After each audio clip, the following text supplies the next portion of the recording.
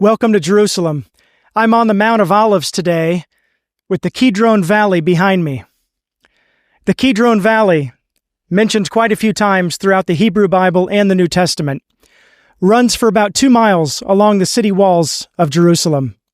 It eventually empties out as a wadi into the Dead Sea. Indeed, a lot of historical biblical events have happened right here in this valley. But today, we're concerned with a future event as recorded by the Hebrew prophet Joel in chapter 3. We learn several very important principles about the Jewish people and the nation's treatment of them in Joel chapter 3, verses 1 and 2. There, we read the following: "Yes, in those days and at that time, when I restore the fortunes of Judah and Jerusalem." So from verse 1, we see a really important fact. According to the Bible, there will come a day when the fortunes of Judah and Jerusalem are restored. The restoration of Israel is coming.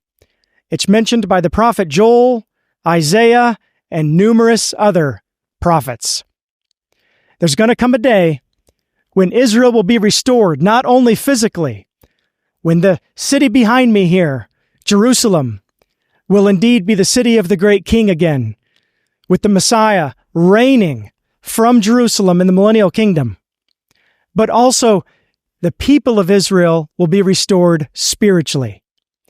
They will follow the Lord their God. We learn that from verse 1. Let's continue reading because Joel has a couple more principles for us. In verse 2, we read, "I will gather all the nations and take them to the valley of Jehoshaphat. I will enter into judgment with them there because of my people, my inheritance, Israel." Now there in verse 2, we read about a future judgment where the God of Israel is going to come into judgment with nations right here in this valley.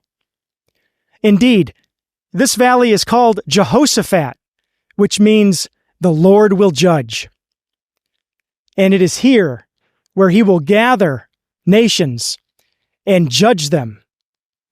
Now the question must be asked, why are the nations being judged? Thankfully, if we keep reading, Joel tells us exactly why. The second half of verse 2 says, "I will enter into judgment with them there because of my people, my inheritance Israel. The nations have scattered the Israelites in foreign countries and divided up my land." There in Joel chapter 3, Joel provides us with reasons why God is ultimately going to judge the nations. While the Jewish people were scattered throughout the nations, the Holy Spirit, through the prophet Joel, accuses the nations, condemns the nations of scattering his people. And indeed, that's exactly what's happened throughout Jewish history. Over and over again, our Jewish friends have been persecuted, forced to flee to another place, and then just a few short years later, forced to flee to another place.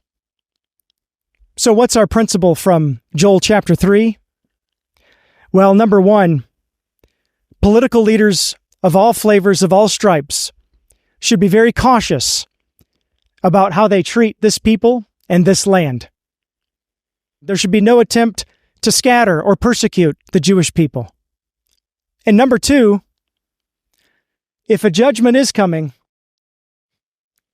are we ready? Are we ready not only as a nation, whatever nation you may be from, but are we ready individually? Have we committed ourselves anew to the God of Israel and his Messiah, Jesus of Nazareth?